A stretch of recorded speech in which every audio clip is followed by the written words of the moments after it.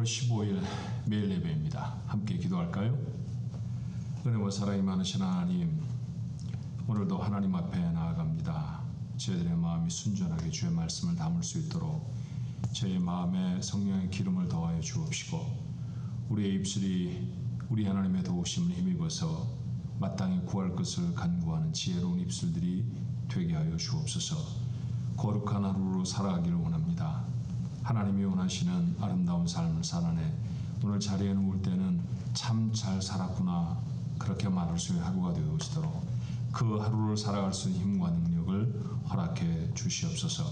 예수님의 이름으로 기도하옵나이다. 아멘. 오늘 함께 부르실 찬송은 찬송가 279장입니다. 인내하신 구세주여.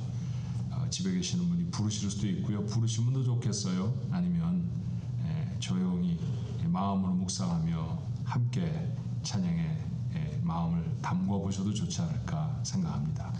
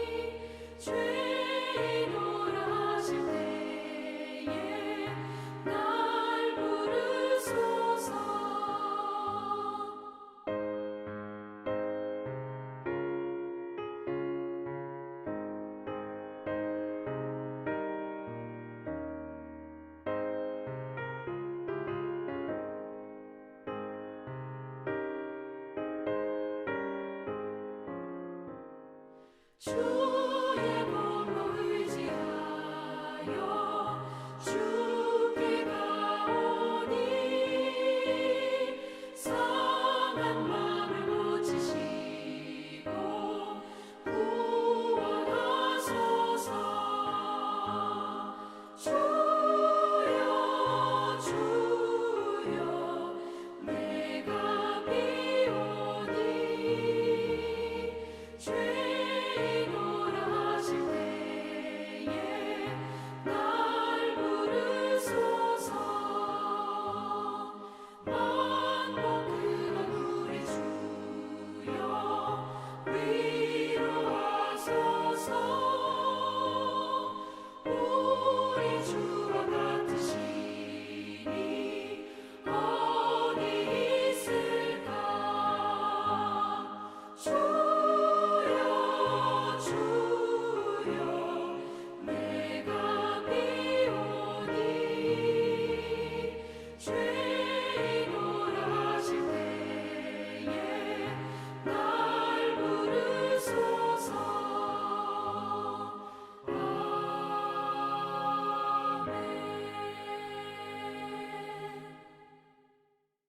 오늘 본문의 말씀은 예레미야가 4장 11절로 22절의 말씀입니다. 함께 읽을까요? 11절부터입니다. 여호와께서 그의 분을 내시며 그의 맹렬한 진노를 쏟으시며 시온에 불을 지르사 그 터를 사르셨도다. 대적과 원수가 예루살렘 성문으로 들어갈 줄은 세상의 모든 왕들과 천하 모든 백성이 믿지 못하였었도다. 그의 선지자들의 죄들과 제사장들의 죄악들 때문이니 그들이 성읍 안에서 의인들의 피를 흘렸도다. 그들이 거리거리에서 맹인같이 방망하며 그들의 옷들이 피에 더러워졌으므로 아무도 만질 수 없도다. 사람들이 그들에게 외쳐 이르기를 저리 가라 부정하다 저리 가라 저리 가라 만지지 말라 하였으며 그들이 도망하여 방황할 때 이방인들이 말하기를 그들이 다시는 여기서 살지 못하리라 하였도다. 여호와께서 노하여 그들을 흩으시고 다시는 돌보지 아니하시리니 그들이 제사장들을 높이지 아니하였으며 장로들을 대접하지 아니하였음이로다. 우리가 헛되이 도움을 바람으로 우리의 눈이 상하며 우리를 구원하지 못할 나라를 바라보고 바라보았도다. 그들이 우리의 걸음을 엿보니 우리가 거리마다 다 다닐 수 없으며 우리의 끝이 가깝고 우리의 날들이 다하였으며 우리의 종말이 이르렀도다. 우리를 뒤쫓는 자들이 하늘의 독수리들보다 빠르며 산 꼭대기까지도 뒤쫓으며 광야에서도 우리를 잡으려고 매복하였도다. 우리의 콧김 곧 여호와께서 기름 부으신 자가 그들의 함정에 빠졌으며 우리가 그를 가리키며 전에 이르기를 우리가 그의 그늘 아래에서 이방인들 중에 살겠다 하던 자로다. 우스 땅에 사는 딸 에돔아 즐거워하며 기뻐하라. 잔이 내게도 이를지니 내가 취하여 벌거 벗으리라. 딸 시온아 내 죄악의 형벌이 다하였으니 주께서 다시는 너로 사로잡혀가지 아니하게 하시리로다. 딸 에돔아 주께서 내 죄악을 벌하시며 내 허물을 드러내시리로다. 아멘. 오늘은 화면의 배경이 좀 어린아이스럽죠. 오늘부터 성경학교와 교회에서 시작됩니다. 그래서 성경학교 자리로 한번 장소를 옮겨서 이렇게 영상을 만들어 봐요. 여러분 오늘 기도하실 때 오늘부터 시작해서 토요일까지 진행되어지는 이 여름 성경학교를 위해서 특별히 기도해 주시기를 부탁을 드립니다. 본문은 충격적인 선언으로 시작을 하죠. 여호와께서 시온에 불을 지르사. 시온이라고 하는 말은 이스라엘을 뜻하는 말이고 보통은 하나님의 사랑을 받는 대상을 언급할 때 사용되는 표현이었습니다. 보통 때 시온 그렇게 말씀하지 않으시죠. 그래서 시온 딸이라고 표현하는 바들이 우리에게 더 익숙하게 알려져 있습니다. 하나님이 그 사랑하는 사람들에게 불을 붙이셨다라는 얘기죠. 오늘 본문의 말씀에 보니 그의 맹렬한 진노를 쏟으시며 맹렬한 진노 때문이었습니다. 본문에 사용된 분을 내시며 라고 하는 표현은 완전히 끝내버리시는 그런 경로를 뜻합니다. 12절의 말씀처럼 아무도 하나님의 도성 예루살렘에 이런 일이 일어날 것이라고 생각하지 못했습니다. 그러니 상상도 못했던 벌이었죠. 13절은 그 벌의 원인이 된 죄가 무엇인지를 선지자들과 제사장들에게서 찾습니다. 선지자의 죄가 어떤 죄였을까요? 헛된 희망으로 거짓되게 예언해서 백성들이 회개할 기회를 갖지 못하도록 한 것이었습니다. 우리가 묵상의 도움으로 삼고 있는 생명의 삶 오늘자 읽을거리에는 스톡데일 패러독스라고 하는 글이 실려 있습니다. 스톡데일이라고 하는 사람은 미국 전투기 조종사였죠. 베트남 전쟁 때 비행기가 추락해서 포로가 되어 수용소에서 8년을 지냈습니다. 베트남의 수용소는 견디내기가 어려운 악명이 높은 곳이었죠. 하지만 그는 모진 고문과 긴 수감 생활에도 살아남았습니다. 자유의 몸이 된 그에게 기자들이 여러 가지 질문을 했었습니다. 근데 그 중에 하나는 왜 다른 포로들은 수용 생활을 견디지 못하고 죽었을까요? 당시처럼 왜 살아남지 못했겠습니까? 라는 것이었습니다. 스톡데일은 잠시 생각하다 그것이 낙관주의 때문이었다고 대답합니다. 어떤 얘기였을까요?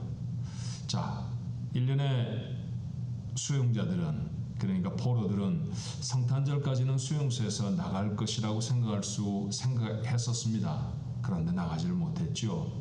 그러면 다시 희망을 바꿉니다. 부활주일에는 풀려날 거야. 그런데 부활주일에도 풀려나지를 못했어요. 그러면 다시 조금 더 뒤에 있는 추수감사절 특사로는 우리가 좀 풀려나지 않을까라고 생각했습니다. 그러나 결국은 추수감사주일에도 풀려나질 못했지요. 그러자 너무나 낙심해서 그만 생명을 잃게 되는 사람들을 보았다는 것입니다. 희망을 지나치게 이야기하면 역설적으로 절망이 더욱 커진다라고 하는 이론이 여기서부터 시작이 됐습니다. 그래서 심리학에서는 이것을 스톡데일 파라독스라고 부르죠. 희망도 지나치면 독이 되는데 그 희망이 거짓된 희망이라고 하면, 하나님이 주시는 것이 아니라 하나님의 뜻과 정반대의 희망이라고 하면 얼마나 백성들에게는 나쁜 영향이 되었겠습니까? 그렇게 거짓된 희망을 남발하던 선지자들의 죄 때문에 이런 극렬한 벌을 받게 되어졌다고 예레미야는 고백하는 것이죠. 제사장들의 죄도 있었습니다. 어떤 것이 제사장의 죄였을까 성경에 구체적으로 사실 언급된 것은 없지만 제사장이 맡았던 직임을 생각해 보면 그들이 지었을 법한 잘못을 얼마든지 추론해낼 수 있습니다. 그들은 하나님을 진실하게 예배하도록 백성을 인도해야 할 사명이 그들에게 있었습니다. 하지만 제사장들은 이 의무를 저버렸죠. 예배가 아예 없어진 것은 아닌 것처럼 보여요. 종종 예배를 드렸지만 형식적이었고 진실을 담지 못했습니다. 하나님은 백성들이 제사를 지낼 때 가져오는 제물을 드시고 싶어서 그들을 제사의 자리로 부르신 것이 결코 아닙니다. 하나님과의 온전한 관계를 위해서였죠. 바로 제사의 자리는 하나님의 백성과 하나님이 만나는 자리였고, 그렇게 하나님을 만나야 그들은 이 땅에서 하나님의 자녀로 살아갈 힘과 능력을 얻게 되는 것이죠. 그러나 잘못되게 인도되었던 백성들은 예배는 드리지만, 제사는 드렸지만 하나님께 진심으로 가까이 나오지는 않았습니다. 이것을 바로 인도하지 못한 책임이 제사장에게 있었다는 것이죠. 예배를 인도하는 일이 제 주된 책무가 되어지는 목사 입장에서 이 말씀은 제게 참 두려운 말씀이 되어졌습니다. 하지만 그 범위를 좀 넓혀본다고 하면, 오늘 이 세상에서 하나님을 예배하고 하나님 앞에 나아가는 것을 아는 사람들은 우리 크리스천밖에 없지 않습니까?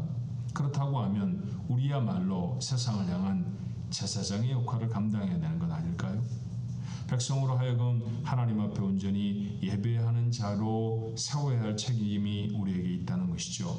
그런데 오늘날의 우리의 모습은 제사장 되어서 다른 사람들을 하나님 앞에 나와 예배하게 만드는 것은 고사하고, 우리들 자신조차 하나님 앞에 나가 온전히 예배하지 못할 때가 참 많다라고 하는 깊은 반성을 하게 하는 말씀이었습니다.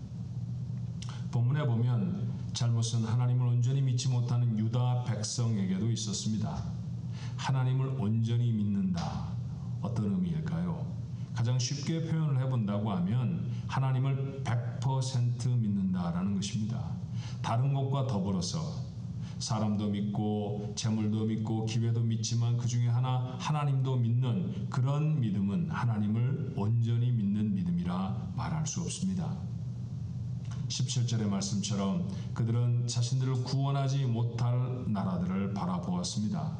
이집트에 기대기도 했고 아수르의 줄을 대어 살려고 해보기도 했죠. 그러나 이런 나라들은 모두가 다 바벨론의 멸망이 되어져 버렸습니다.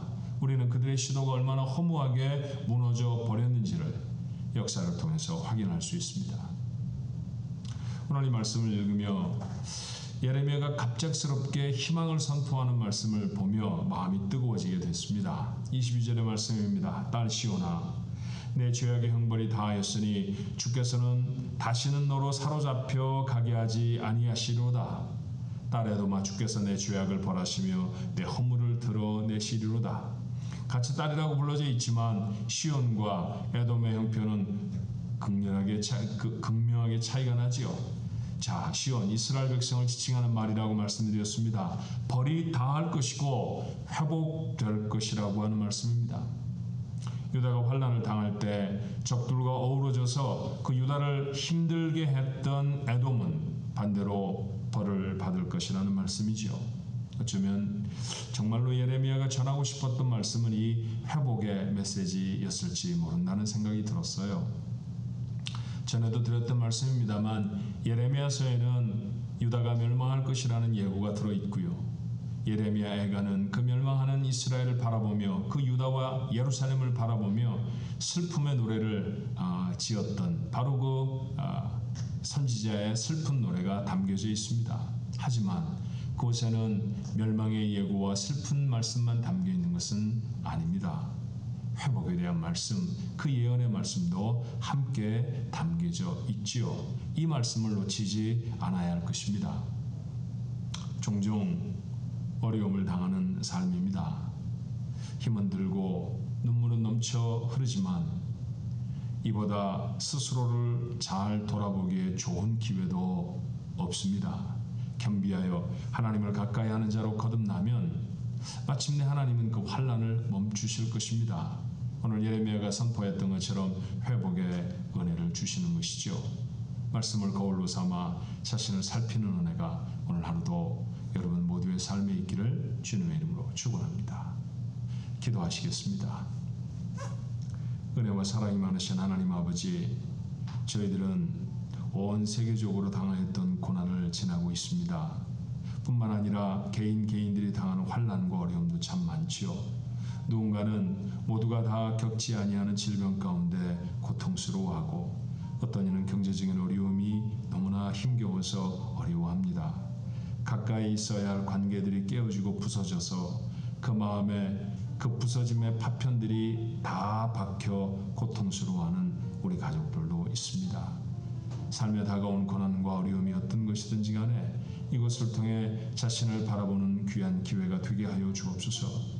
모든 일들은 하나님의 섭리 가운데 우리에게 일어나는 줄로 믿습니다. 고통스럽고 어려운 일이지만 하나님이 아시는 것이라고 하면 회복의 놀라운 은혜도 하나님의 장중에 있는 줄로 믿습니다.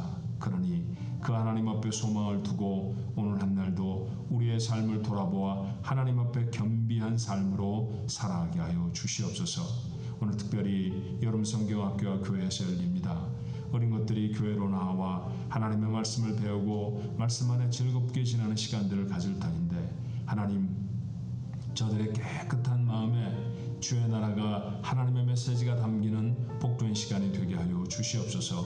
이 소중한 일을 위하여서 시간을 내고 열성을 다하여 하나님 앞에 나와 어린아이들을 돌보는 교사들 또 봉사자들이 있습니다. 저들 모두의 수고를 기억하여 주시옵시고 하늘의 놀라운 복으로 채워 주시옵소서. 한나라를 살아가는 우리 가족들 모두를 어떤 곳에서든지 어떤 사건과 사람 앞에서든지 지키시고 보호하여 주시옵소서. 예수님의 이름으로 간절히 기도하옵나이다. 아멘.